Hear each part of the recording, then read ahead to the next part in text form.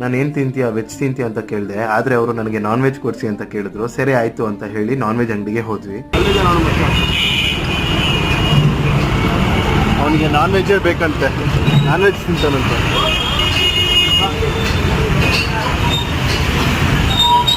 ಅಲ್ಲೂ ಕೂಡ ರೈಸ್ ಬೇಡ ನನಗೆ, ರೂಢಿ ಇಲ್ಲ ತಿಂದು, ನನಗೆ ರೊಟ್ಟಿ ಇಲ್ಲ ಪರೋಟ ಕೊಡಿಸಿ ತಿಂತೀನಿ ನಾನು ಅಂದರು.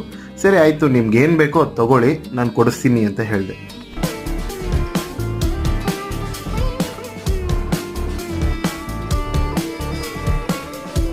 ಊಟ ಎಲ್ಲ ಆದಮೇಲೆ ಡೈರೆಕ್ಟ್ ಪೊಲೀಸ್ ಸ್ಟೇಷನ್ಗೆ ಹೋದ್ವಿ. ರಮೇಶ್ ಅನ್ನೋರು ನಮಗೆ ಸಿಕ್ಕಿದ್ರು. ಬೆಳಗಾವಿಂದ ಬಂದಿದ್ದಾರೆ, ಕೆಲಸ ಸಿಗುತ್ತೆ ಅಂತ ಹೇಳಿ ಮೋಸ ಹೋಗಿದ್ದಾರೆ.